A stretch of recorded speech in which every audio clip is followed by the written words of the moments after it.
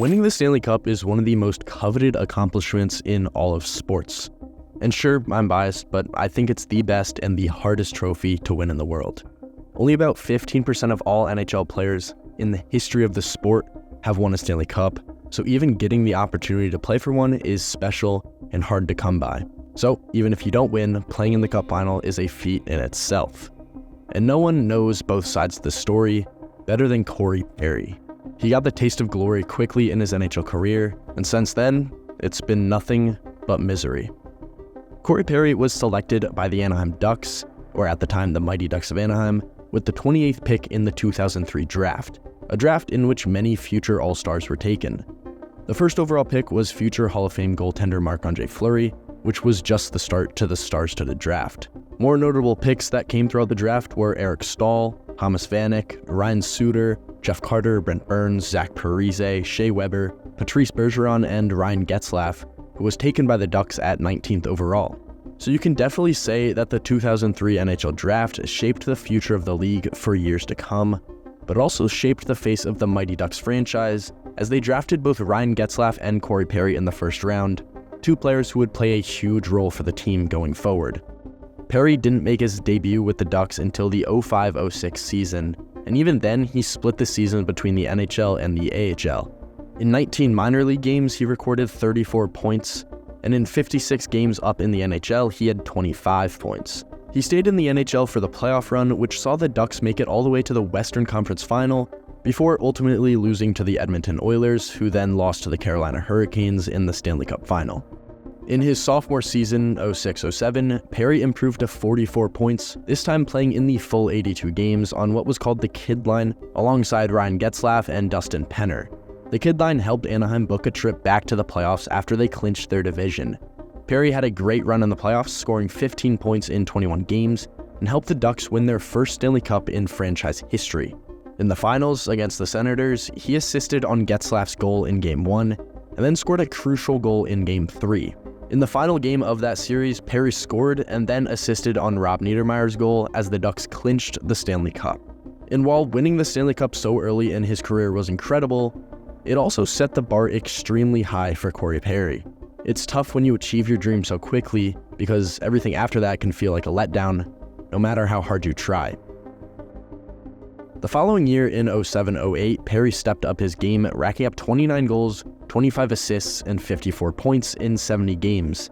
The Ducks, however, couldn't repeat what they had done the previous year and fell to the Dallas Stars in the first round of the playoffs.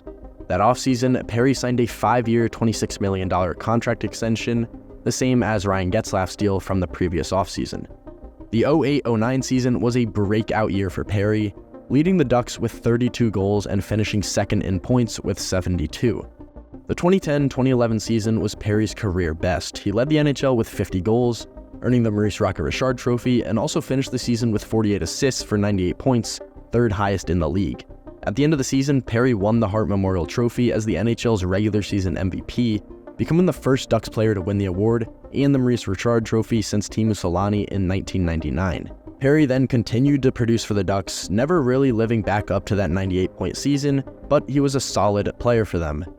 This was until his goal total dropped from 34 in 2016 to 19 in 2017, and then it fell to 17 in 2018.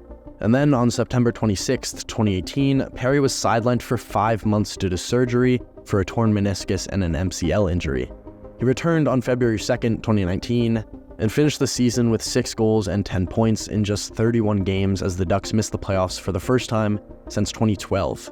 After that 5-month injury, the Ducks bought out the remaining 2 years of Perry's 8-year contract, ending his 14-year tenure with the team and making him an unrestricted free agent. But Perry, 34 at the time, felt that he had some good hockey left to be played, so he signed a 1-year deal with the Dallas Stars. He signed a $1.5 million contract on the first day of free agency and started his journey with a new team after 14 years in Anaheim. His season with the Stars was unproductive, and his regular season highlight wasn't even a goal or a nice play. It was actually his ejection from the 2020 Winter Classic just 2 minutes into the game.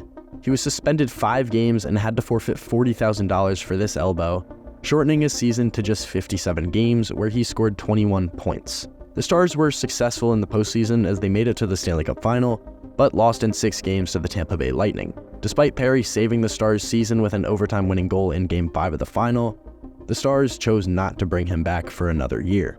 Despite coming off his 2 worst seasons of his career in terms of point production, the Canadiens took a chance on Perry, signing him to a 1-year, $750,000 deal. Perry played in 49 out of the 56 games and scored 9 goals and 21 points. The Canadiens, though, barely qualified for the playoffs, finishing the season with only 24 wins out of their 56 games, and were set to play the Toronto Maple Leafs in the first round of the playoffs.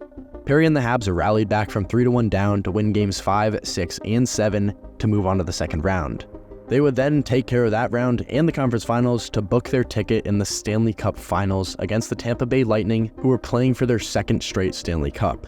Unfortunately, the Canadiens' Cinderella run came to an end as the Lightning won their second straight cup in 5 games. This would mark the second year in a row that Perry had lost the Cup final to the Lightning. So, as the old saying goes, if you can't beat them, join them. Despite wanting to return to the Canadiens, the management thought otherwise, so he signed a 2-year deal with Tampa at $1 million a year.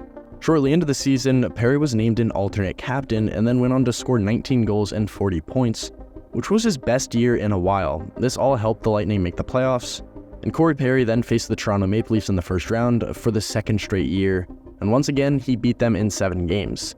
In the second round, they swept the President's Trophy winning Florida Panthers. Then they beat the New York Rangers in 6 games to advance to the 2022 Stanley Cup Finals, both the Lightning and Perry's 3rd straight trip. And that made history, as Perry was just the second player ever to reach the Stanley Cup Final in 3 consecutive years with 3 different teams following Marian Hossa. He also became the first player to score a goal in the Stanley Cup Finals with 4 different teams after netting one in Game 3. However, Perry lost in the finals for the 3rd straight year with a different team, setting yet another unfortunate NHL record.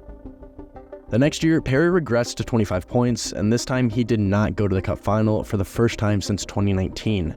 With the season over, that also marked the end of Perry's contract with Tampa. But before he could hit free agency, the Bolts traded his negotiation rights to the Blackhawks for just a 7th-round pick. The Blackhawks then signed Perry to a 1-year deal worth $4 million, as they were trying to meet the minimum salary cap. He then played the first 16 games of the season, registering 9 points before he was involved in a controversy leading to an indefinite leave of absence. Blackhawks GM Kyle Davidson mentioned that the decision to part ways with Corey Perry was made by the team's management. The Blackhawks then put Perry on unconditional waivers, citing an internal investigation that found he had engaged in conduct that violated his contract and the team's policies. After clearing waivers the next day, his contract was terminated. Now, there were some pretty ridiculous rumors going around about Perry and a certain rookie's mom, but those were quickly shut down as it was revealed that Perry was involved in an incident with a Blackhawks employee. He apologized for the incident and mentioned he was seeking professional help for substance abuse. On January 22, 2024, Perry inked a 1-year deal with the Edmonton Oilers, which didn't really surprise many people, as the Oilers had a history of acquiring players with a bad reputation in the hockey world. And this actually goes all the way back to the mid-80s when they signed Craig McTavish, who had missed the entire 84-85 season after being convicted of vehicular homicide after he killed a young woman while he was drunk driving. He pled guilty and served 1 year in jail before the Oilers picked him up. He then went on to play 14 more seasons in the NHL. The trend then continued with Zach Kassian. He was in a car accident on a day off and ended up with a broken nose and a fractured left foot.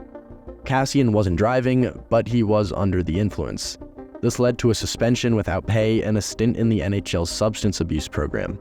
After finishing the program, though, the NHL announced he could return, and a few hours later, the Canadiens put him on waivers.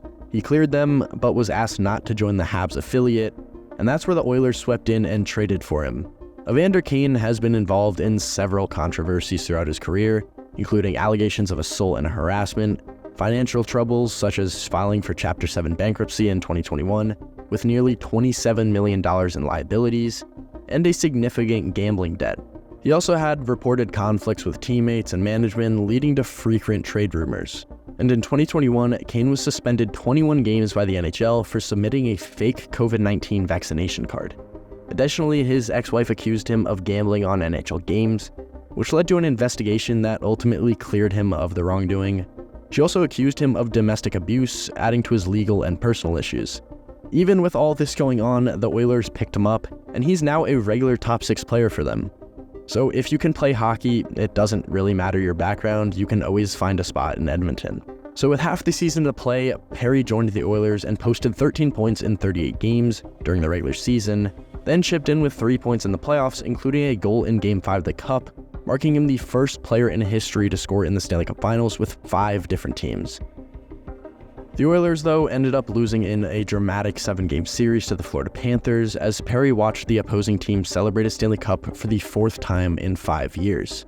The Oilers are going to bring him back for another year as they just signed him to a $1.4 million deal, so you can go ahead and chalk the Oilers up for a Western Conference championship. History often repeats itself, but at this point it just seems like torture.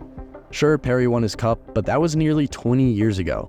You have to feel bad for him. He's probably going to have PTSD from watching so many Stanley Cup celebrations that he's not a part of. So let's hope Perry and the Oilers can get back there and finish the job next season.